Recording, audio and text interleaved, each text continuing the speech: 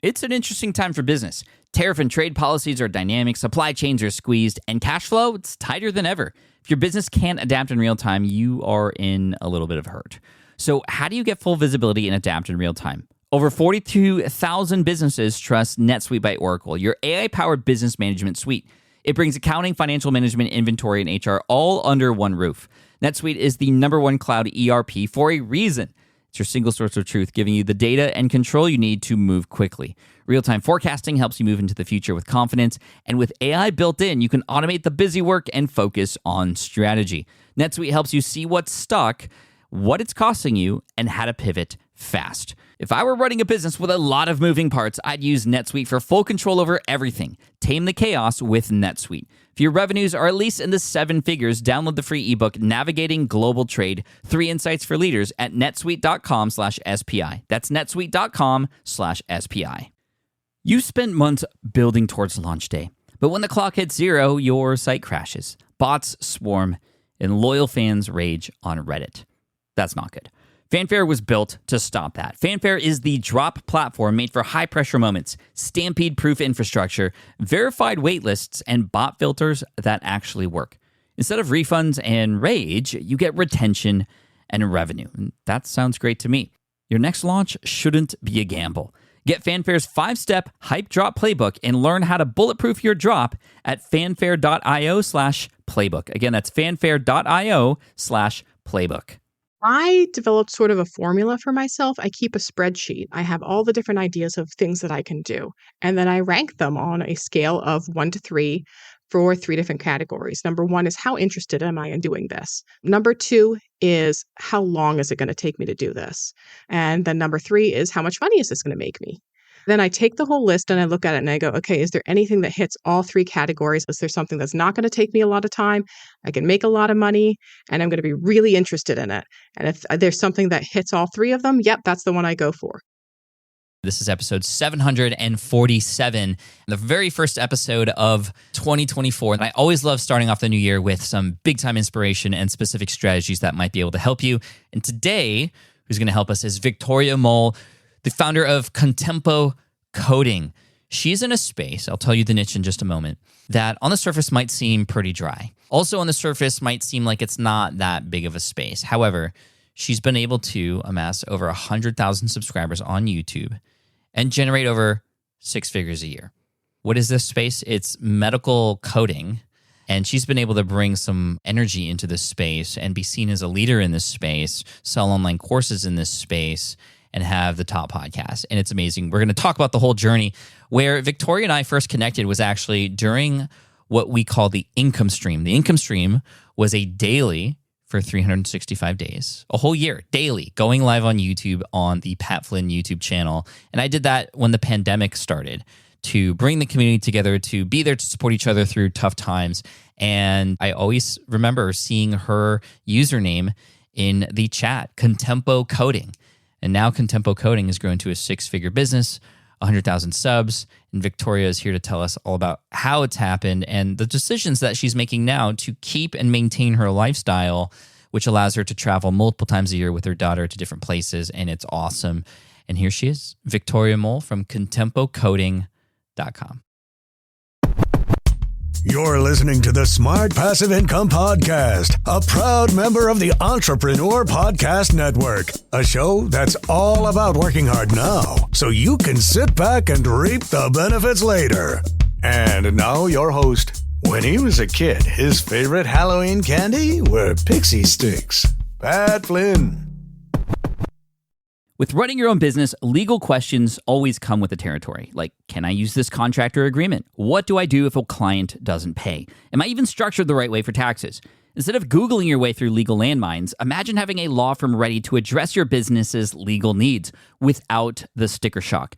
That's what you get with Legal Shield's small business plans. Legal Shield helps entrepreneurs access real legal help on contract reviews, collection letters, business formation guidance, and even help navigating IRS audits. Members can schedule consultations, upload documents through the app, and get support from a provider law firm that knows small business laws in your state. Plus, consultations on taxes or trademarks help you stay ahead of potential problems. And if a client is late on a payment, Legal Shield steps in with professional collection letters so you can protect your hard-earned revenue, all for a fraction of the price of hiring a lawyer on your own. Go to LegalShield.com/SPI or call 833-570-9980 to learn more and get big business legal support without a big business budget. That's LegalShield.com/SPI. Hiring shouldn't be a hassle or a drain on your budget. Upwork is your one-stop shop to find, hire, and pay top freelance talent, saving you time and keeping costs in check all in one place.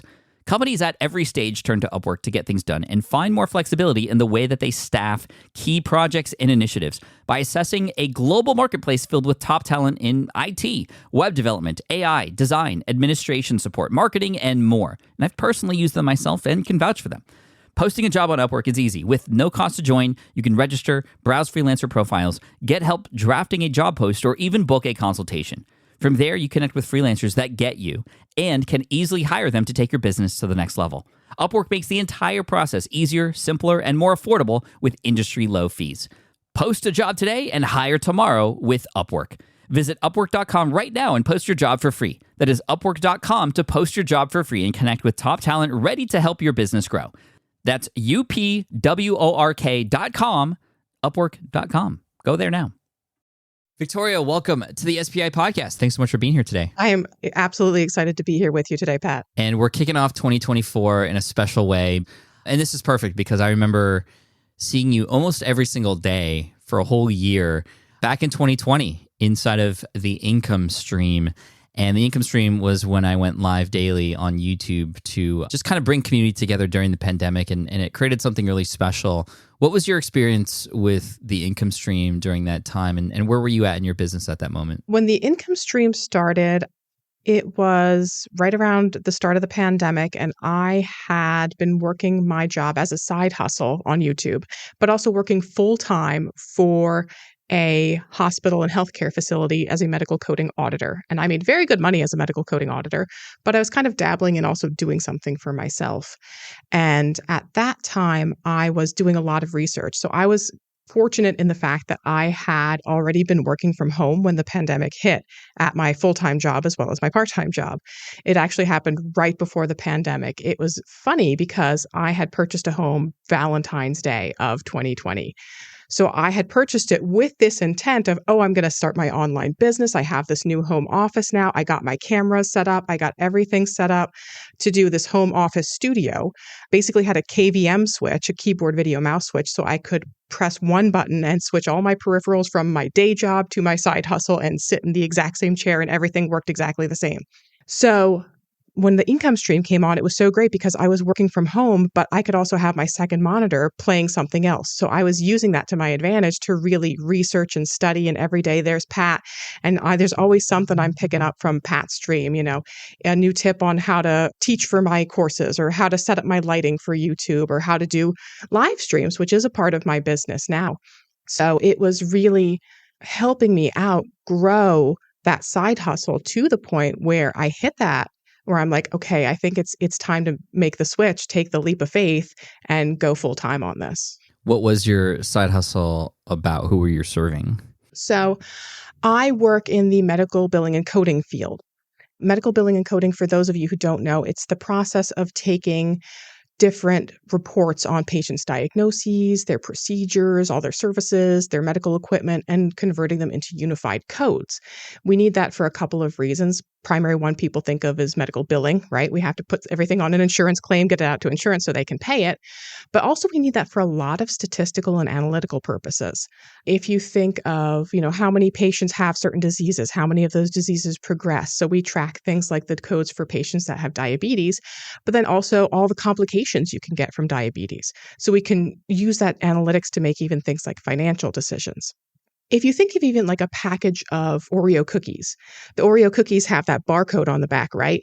The barcode is really what keeps all the information about Oreo cookies when you scan it into the register, right? So when you scan it, the register detects that that's a package of Oreo cookies and it can attach a price to it. It can say, oh, well, if you buy 2 packages of Oreo cookies today, you get a discount. We do the same kind of thing with your healthcare data. We can't send an entire claim that has all of these narratives in it, so we convert them to code so we can use that data more efficiently and more effectively. Got it. So I worked in medical billing and coding for years. I did articles, public speaking events, and really wanted to get into education.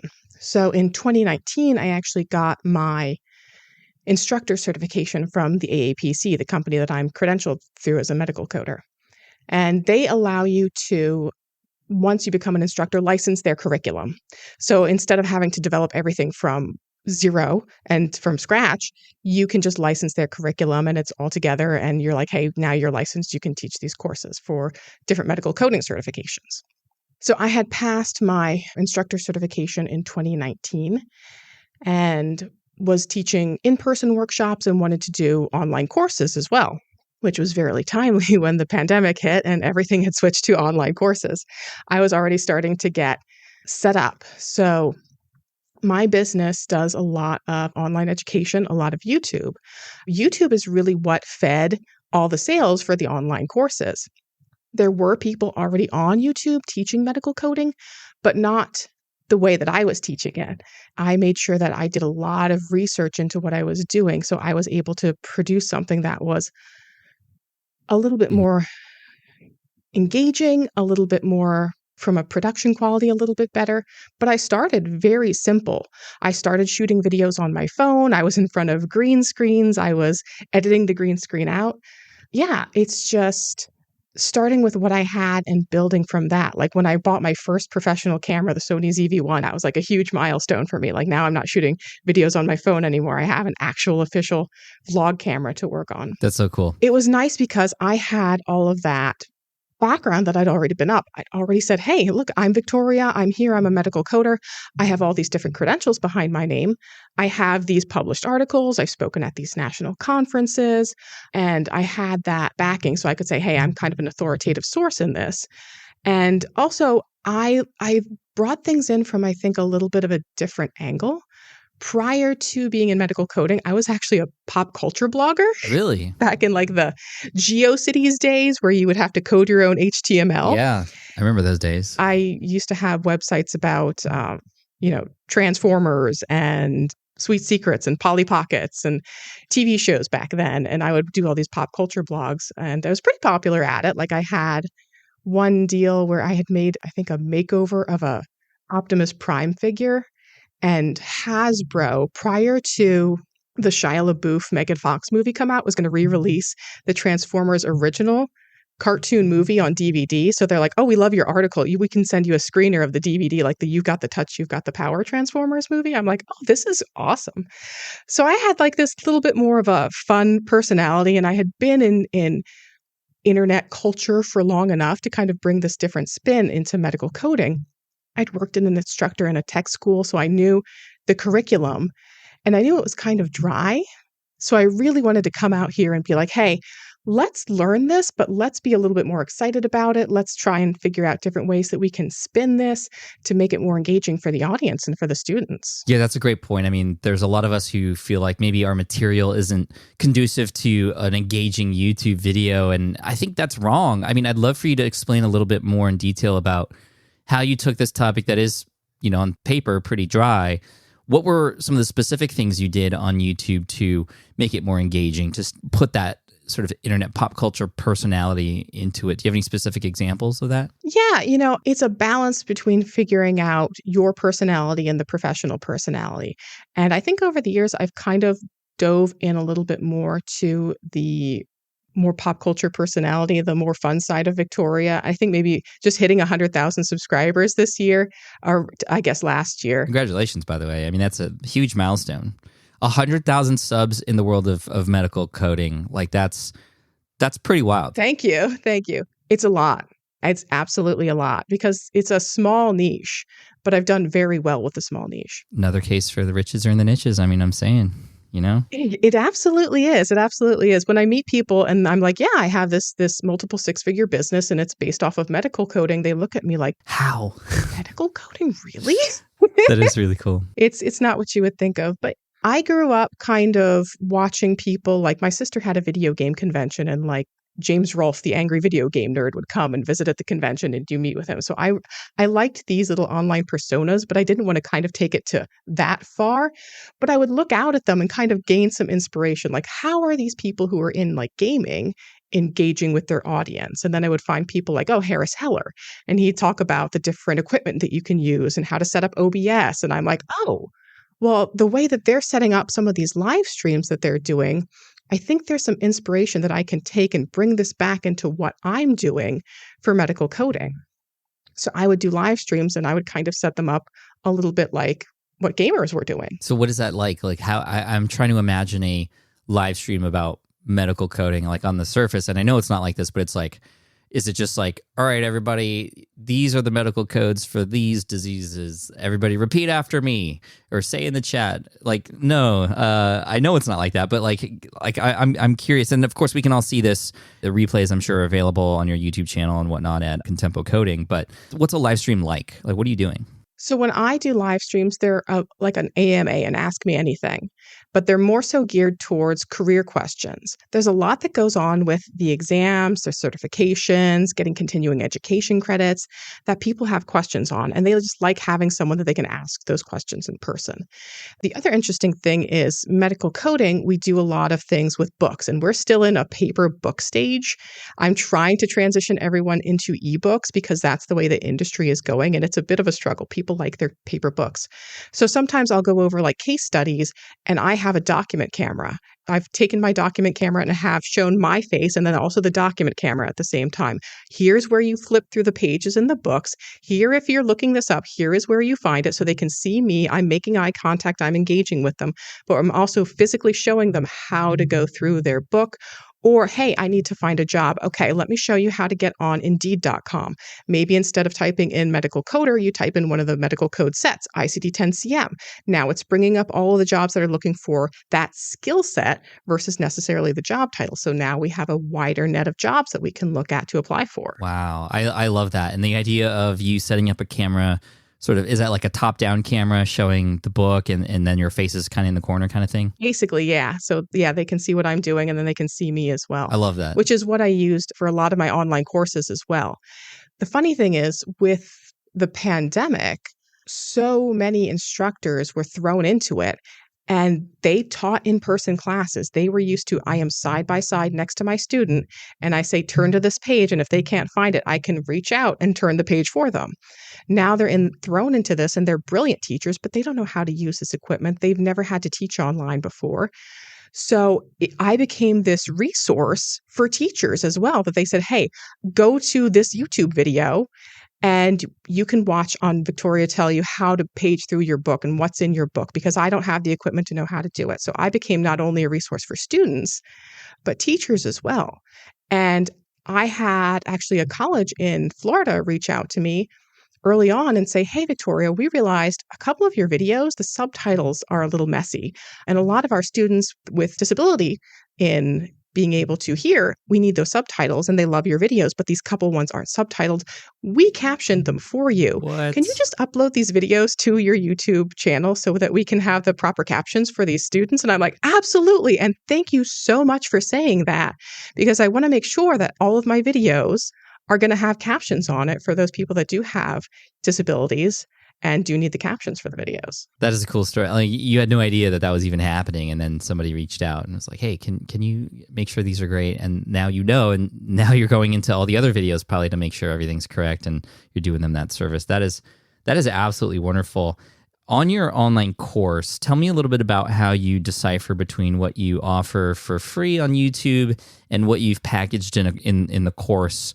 And then how do you market that? What are you driving people to? Is it only open certain times of the year, or is it always open? And how do you make sure that there's a connection between your YouTube channel and the course that you're offering? It's obviously working, so I'm just digging in to see how it works. So with my YouTube channel, I have a big Google Drive list just full of topics that I want to cover. And not all of them are going to be comprehensive topics. They're just going to be things that, okay, maybe today I want to talk about coding for different types of animal bites. And that's maybe a 10-minute video. It's certainly not going to be an hour-long course. So the hour-long courses are more where we're deep diving into something like, hey, I want to take a certain type of medical coding credential. Okay, well, here's a review class that I put together for that particular credential. There's a couple of advanced credentials that I do offer full courses for. I don't do medical coding 101 anymore, only because I had such an overwhelming amount of students that wanted me to teach them medical coding from the beginning. And to me, it just felt like, oh my gosh, I don't think I could do them a service by myself. I'm not a good team manager, so I would have to bring on a whole team of people to make sure that they're learning medical terminology, that they are getting what they need out of this course so that it's going to be great for their job. That's a lot. And instead of building it for myself, I was fortunate enough to develop a partner who has a program who said, hey, we've identified these particular career paths that we think don't really need a college degree, but do need some sort of formal training. So we would love to partner with you. We'll take your students and we'll make sure that they get into the best program ever, and we'll give you a referral fee for that. Awesome. So an affiliate program, essentially. They said, they sent me these things and they said, hey, what do you think of this place? Oh yeah, these are the exact same books I used to teach with at the tech school. They give an externship. There's no way I could possibly give this many students externships. I couldn't coordinate all that. They get a college degree. I can't give that to them. I can't give them a little certificate of completion from a university. So it checked all the boxes. We recorded a master class, and now everyone who's like, hey, I want to learn medical billing and coding from the start. Hey, awesome. I have the best program I can send you to. It is an affiliate program, so I do receive a commission from them, but I know they always take care of my viewers, so you can go over to them. If you have specialty certifications, you want to get after that, I have these available on contempocoding.com. If you need continuing education credits, I have certain courses that are approved for continuing education credits, and you can also find those on my website. And you've got the pitch down, Victoria. I love it. And I'm sure these companies love it too, right? You are promoting this company. They're getting more customers thanks to you. They're happy to share a little bit of that revenue with you. Are they pushing people to some of your programs after the sort of like one-on-one experience with their students? Are they saying, like, hey, go to, like, are they an affiliate for your stuff after the fact? They are not.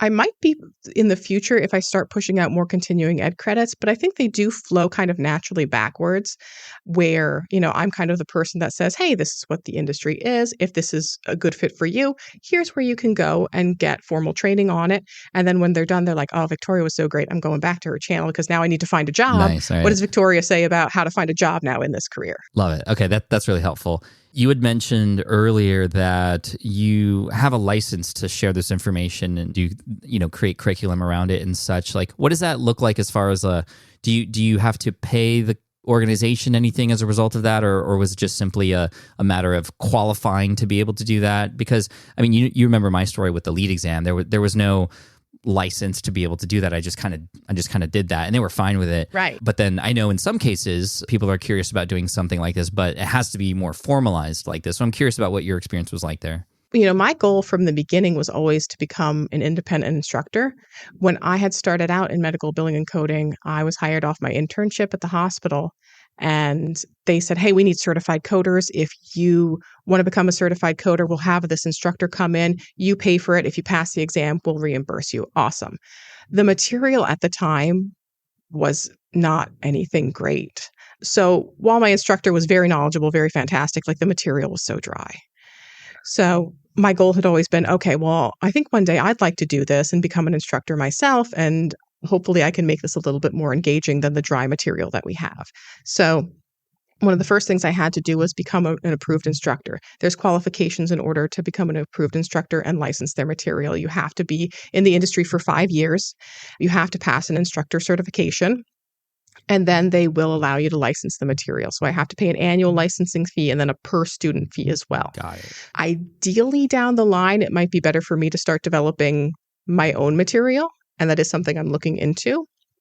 But there's some contractual things that go in there. So I have to make sure that I'm doing everything according to what are my limitations within the licensing contract that I currently have.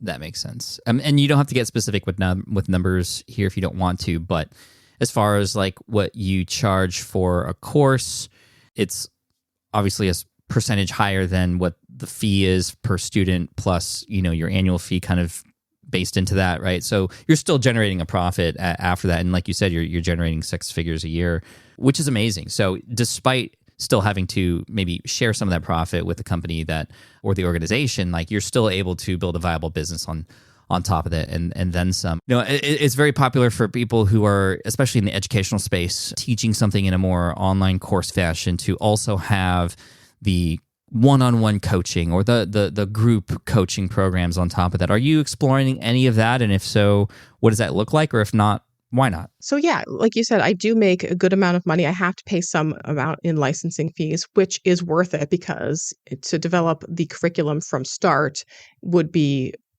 a lot more of my time involvement. Yeah, that'd be crazy. So, and it's only for like, if I'm teaching the full curriculum for 2 credentials. If I'm doing a continuing ed course or a webinar, those I don't have to pay the additional licensing fees for. Oh, okay. Cool. But as far as online coaching, I tried it a little bit once because I was getting, like we all do when you start getting a popular business, lots of people are popping in your DMs. They have all of these different questions. And, at first you're like, oh, this is great. I can make a video about this. This is a good source of material. And you try to help as many people. But then it gets so overwhelming where you're like, oh, gosh, this is just too much. I can't answer all of these questions all day long because I won't get any content made. So I did start trying to open some coaching opportunities to people and say, hey, if you have questions about these specific topics, I'll coach you on that. I did it for a while. I just felt like it wasn't for me. With my business, I like to keep things very, very flexible. One of the things I've discovered about myself is I'm very easily overwhelmed. So I don't like having a lot of things on my calendar, and having all of those coaching appointments, it was just difficult for me then to switch back and forth from different tasks. So I couldn't go from like, okay, now I'm coaching. Okay, now I'm going to design a thumbnail. Okay, now I'm going to plan my next video. It was just too much. So I thought, okay, well, I'm just going to have to stop with the coaching. And I'm looking for some people right now. And I've got a couple of people under my network that I can turf them off to, that I'm like, hey, I'm not doing it right now, but I know Marissa is, so I can send you off to her.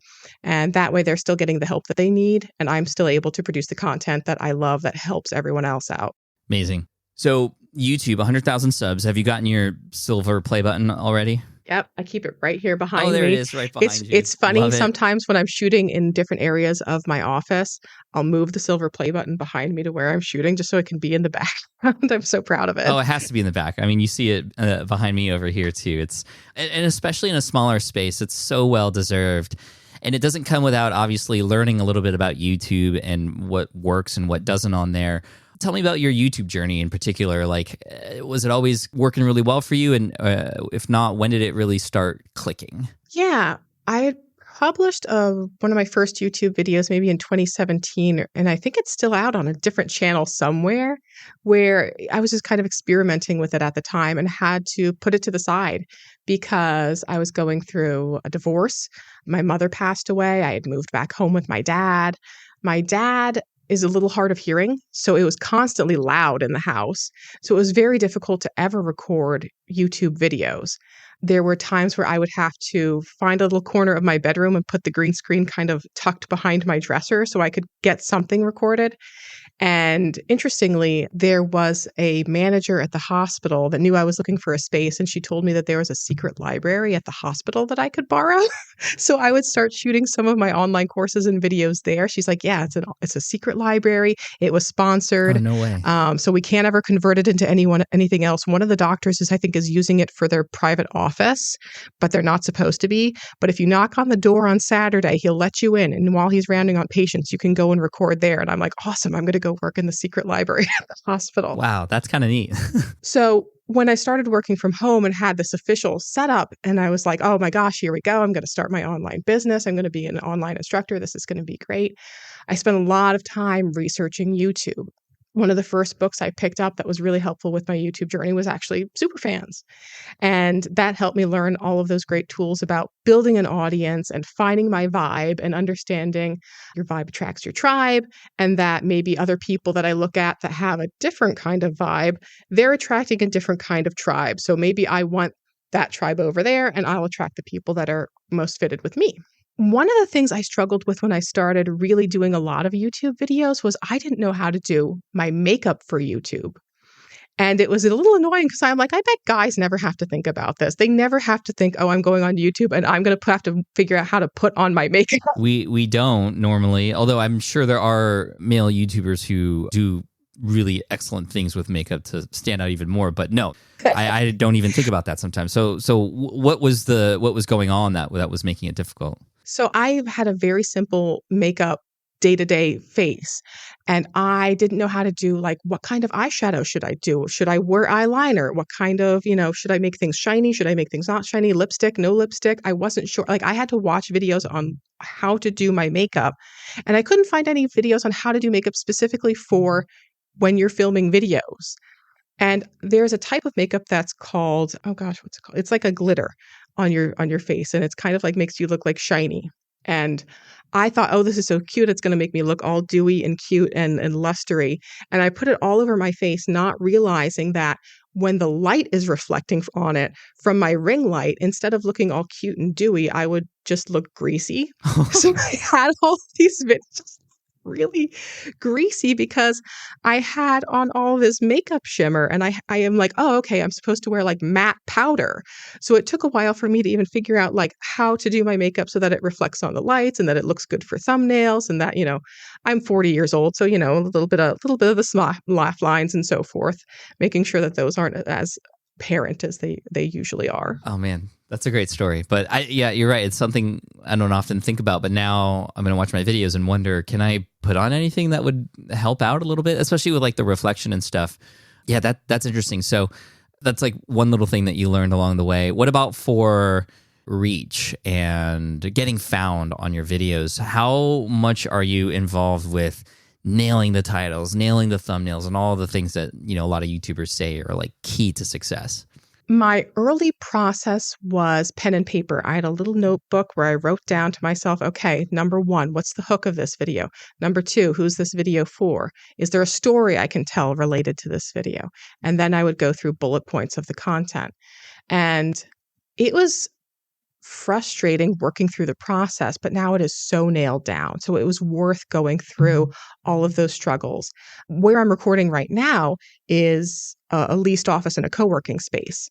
I started doing co-working. They had this beautiful basement office, and I started leasing it out so I can record my videos with all different locations now. So I have some where I can record in front of the couch and somewhere I can record here where I am right now, which is at my desk. And then I have a little conference room area. So it sets different areas for where I can record versus my home office, which was very tight.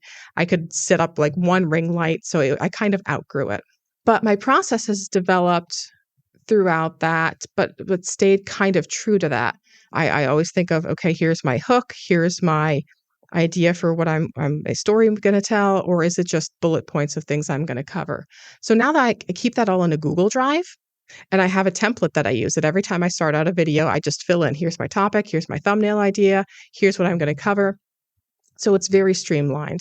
Early on, it was tough because I was combating my home office with neighbors' lawnmowers and trains going by and the Amazon man ringing the doorbell. So now it's a much more controlled environment, and I can produce content so incredibly fast.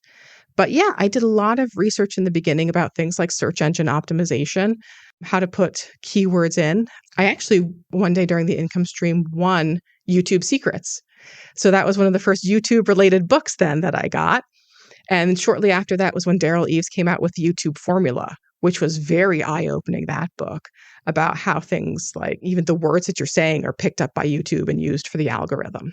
So I made sure that I used a lot of SEO. I had to research a lot of SEO stuff. I watched one of your videos where you talked about Answer the Public. So that right away, that went on my list of things to produce content about. What is medical coding? Who can do medical coding? What does a day in the medical coder's life look like? Medical coding jobs, how to find a medical coding job. Like everything that was a question, I'm like, let me just go through and we'll make answers to all these questions for these videos. Nice. That's a great system. And the more you just use it, the faster you go through it, right? So how many videos are you coming out with now? Like what's your usual cadence? So it's shifted around a while. Originally, I was producing 2 videos a week, and 2 videos a week was a lot, especially when you're working a full-time job. But now I just try to do one really good quality video a week. I do a podcast. It's a video podcast every other week that comes out. I try to do little shorts and TikToks that I experiment with every now and then, but that's the core of it. And then I also live stream every other week as well. So the weeks that I don't have a podcast come out, I do a live stream then at the end of that week. And now I have an editor, and that is the greatest Aren't they gift I amazing? ever Oh gave my myself gosh. was finding an editor. And it's interesting because I'd found it in an unusual spot. I needed an editor. I couldn't find anyone. I was trying to outsource to different places, but it just wasn't working out. So I reached out to just my personal network, and of all people, my personal trainer hooked me up with someone that he had just come out to go to the gym and shoot some videos.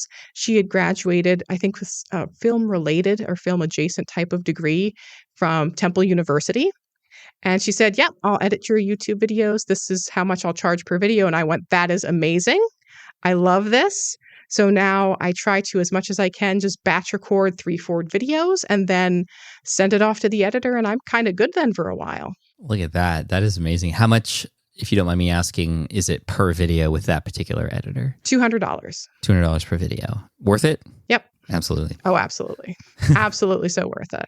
And I love it because I was talking with Roberto Blake. I did a coaching session with him, and he's like, "Oh, well, you should, if you're looking to get better quality videos, you could learn some more editing skills, and you could get Adobe Premiere, and you could do this, and you could do this." And I'm like, "Oh gosh, for me to learn Adobe Premiere and all the different features, it's going to take a lot of time." And I don't know, like I don't mind the editing, but I feel like I put it off a lot. Same. So it'll be like the last thing on my list, and then it's the day before upload, and I'm like, okay, let me hurry up and quick get this done because I know I have to do it. So it was just so worthwhile to find someone who did it. And now I'm just like, okay, I'll make a point and I'll gesture my hand out, and like sparkles will fly out of my hand. And I'm like, I would have never figured out how to make that happen. I'm so glad that you're skilled at this and that you're willing to let me pay you to tap into that skill. I love it. I also love that you tapped into your network to find this person. I think that's something that we often don't even think about because we often go, well, my audience or my network, none of them are editors, but they might know somebody who is. And like you said, it worked out really, really well. As your business grows now, I mean, 6-figure business, 6-figure YouTube channel, as far as subscribership, what have been the new challenges that have surfaced as a result of now the growth that you've had? What was not a problem before, but kind of is now? Figuring out what to do next. It's such a balance sometimes where it's like I've got so many good ideas and so many directions I can move in, but I don't want to do something that is going to be really profitable, but I don't enjoy. Or I think it's going to be a great idea, but then I get 3 months into it and I'm like, oh, I don't want to do this anymore. So just having so many choices sometimes can be very overwhelming because I could write a book. I could produce more online courses. Could I start a second channel? Could I do more live streams? Could I go on TikTok live? Could I focus more on Instagram Reels? Like there's just so many different things I can do. But again, I'm very mindful in not wanting to scale too much because I know I am kind of flaky and I'm not great at managing a team. And I don't want to bring people on and then disappoint them or have them feel that they're mismanaged and so forth. So I try to keep things as manageable as I can with just me, my editor, who I pay, $10.99. And my fiance, Chuck, who kind of works part-time with me. He helps ship out books and run reports and stuff for me. And of course, manages the household, which is the most important thing. Go Chuck. Yeah. That's cool. And I love that you just know that about yourself, that it would be difficult to add on a bunch of team members and scale in that way. You're just like, not even content. You are opting out of the hyper rapid growth lifestyle and all the things that would be included with that, which add, again, even more problems. So you've kind of already done what you needed to do to suppress the potential new challenges that could arise at this point. I mean, it is definitely a challenge because after you unlock certain successes like you've had, your confidence goes through the roof that like I can build anything. I can go any direction now. And now there are so many more options. I think you've done a wonderful job. Do you have a filter for those options? What questions are you asking yourself to decide what to say yes to and decide what to say no to? I developed sort of a formula for myself. I keep a spreadsheet, and on the spreadsheet, I have all the different ideas of things that I can do. And then I rank them on a scale of 1 to 3 for 3 different categories. Number one is how interested am I in doing this? So on a scale of 1 to 3, and I'll put in like 2 stars or 3 stars or 1 star, how interested am I in doing this? Number two is how long is it going to take me to do this? So is this something that I can do really quickly, or is this something I'm going to have to invest a lot of time in? And then number three is how much money is this going to make me? So I take the whole list and I look at it and I go, okay, is there anything that hits all 3 categories at the maximum level? Is there something that's not going to take me a lot of time? I can make a lot of money and I'm going to be really interested in it.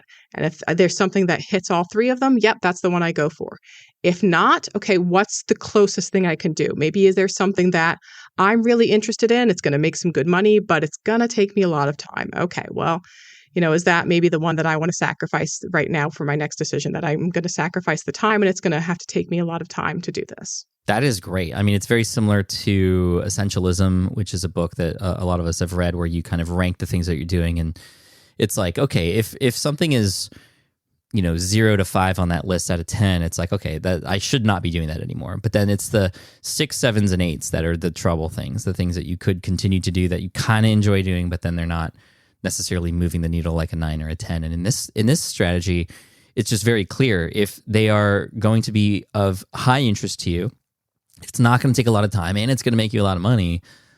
I mean, nothing else on that list really matters at that point. Where did you come up with that? Or did you get inspired by something to make that your filter? Yeah, it just kind of came from generally making pros and cons list. And as I was making pros and cons list, I'm like, okay, well, one of my things, I have trouble paying attention to things. So I should probably track, is this something that's going to take me a lot of time? So because now I know I'm at risk that I'm going to maybe lose interest. And of course, obviously, I want something to be profitable. And then what's my interest level? Am I going to be interested in this? I mean, I'm not obviously going to put anything on there that's not going to be of value. So everything starting off has to be something that's going to be of value to my audience, not just something that I'm going to make a lot of money and be super interested in. So yeah, it just kind of grew from making pros and cons list and understanding what's important to me. I just don't like having a lot of stuff on my schedule. I love having the flexibility. And that's one of the things I didn't like about when I was doing coaching. I love being able to go off on trips with my daughter. One of my goals this year was I want to go on 6 vacations, which sounds crazy, but I did it in 2023. I went on 6 vacations and a couple of day trips. Good for you. And my daughter and I are annual pass holders for Walt Disney World. We live in Pennsylvania. So I like just keeping an eye out on when there's going to be a good sale to go. Like, is there a flight discount and a pass holder discount? And look, my calendar's clear and I can go. Or, hey, I can go in 6 weeks. And, if I get caught up on my videos and I have them all set up and they're ready to upload while I'm gone, awesome. And, I can stand in line at Seven Dwarfs Mine Train and answer a couple emails if I have to. That's not an issue. Still have yet to ride that ride. I can't wait. But that is so cool. We're Disney fanatics here in the Flynn family as well. And I'm a fan of you and everything you talked about today. I'm just so grateful. And I appreciate you mentioning Superfans earlier as a way to learn how to do YouTube and build that community, because community is where we know, at least at SPI, what we're focused on, as you've seen with SPI Pro and the All Access Pass. And I was just really grateful to run into you last year at Vid Summit, which I definitely recommend for people who are invested in and interested in YouTube. And that's where we connected. And I was like, you told me about the progress you've made since the income stream. And I was like, I got to unpack this more. I got to get you on the show. And what a way to start 2024. I'm very proud of you. I'm very, very excited for your future. And I just want to thank you again for the time today. Where can people go to see your work in action and learn more from you?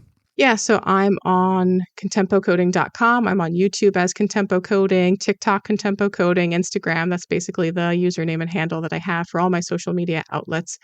And you can find me there teaching all things career-wise medical coding, tips, tricks, tutorials. I love it. Thank you so much, Victoria. Well done. And we'll have to connect again soon and see how 2024 goes. I can't wait to see how things grow for you. Yeah, thank you so much, Pat. All right. I hope you enjoyed that interview. And what a wonderful way to start the new year with Victoria here. And I love featuring our own community members who are doing amazing things, especially in small spaces that you wouldn't expect to do so well. And she's just killing it. Congratulations. Super proud of you, Victoria. And I'm super proud of you for listening all the way through this episode. And I hope that this inspires you to take action this year. It is a brand new year, 2024. This can be your year. And SPI wants to be here to help you do that. We have our new EIR program, which you know about by this point. If you are a seasoned listener here to the show, you know this is a big deal for us, bringing these experts into the SPI Pro community to help teach you and for you to get access to them, get access to me. If you want to check all that out, head on over to spipro.com and you can learn more about all of us there. So anyway, cheers to you. Here's to an amazing year. And I look forward to serving you in the next episode. Till then, keep on keeping on. Love you. Thank you so much. Thank you so much for listening to the Smart Passive Income podcast at smartpassiveincome.com. I'm your host, Pat Flynn. Sound editing by Duncan Brown. Our senior producer is David Grabowski, and our executive producer is Matt Gartland. The Smart Passive Income podcast is a production of SPI Media and a proud member of the Entrepreneur Podcast Network. Catch you next week. Hey, fellow podcaster, does this sound like something you've experienced? You record your podcast episode on one platform, download the files, edit in another app, then fire up a different tool just to create these social clips? Well, it can be clunky, time-consuming, and frankly overwhelming, especially for creators trying to grow. And that's why I'm excited to tell you about Riverside. Riverside is the all-in-one platform. Record, edit, and repurpose your podcast content all in one place. You just log in, record with your guests no matter where you are in the world, and just like that, studio-quality audio and high-resolution video. We use Riverside here at SPI as well now. With built-in AI, I can automatically clean up my audio, saving myself so much editing time, and it can even auto-generate clips to make promoting the show a breeze. And with Magic Clips, I can grab the best moments and repurpose them as short-form video, perfect for YouTube Shorts, TikTok, or Instagram, without re-recording a thing. So if you're tired of juggling tools and want a faster, simpler way to create and scale your content, it's time to try Riverside, built by creators for creators. Just go to smartpassiveincome.com/Riverside and use code SMART to get 1 month free on the Pro plan. That's smartpassiveincome.com/Riverside, promo code SMART. More people dream about building their own business and being their own boss rather than retiring early. But a majority of them never even take the first steps to register the business. Why? Because starting a business can feel overwhelming. With legal forms, paperwork, finances, it's a lot. And that's where Taylor Brands comes in. Taylor is a complete business builder designed to make launching your business simple and stress-free. You can register your LLC in just minutes, keeping your personal and business assets separate from day one. And from there, you can get access to everything you need to get off the ground, from legal documents, licenses and permits, invoicing and bookkeeping tools, and even a 100-day business coaching program to help you hit the ground running. You'll also get a free personalized business plan, branding tools, and so much more. And of course, our listeners get an exclusive 35% discount to get started. Just head to taylorbrands.com/SPI. That's TAILORBRANDS.com/SPI. Stop dreaming, start building with Taylor Brands.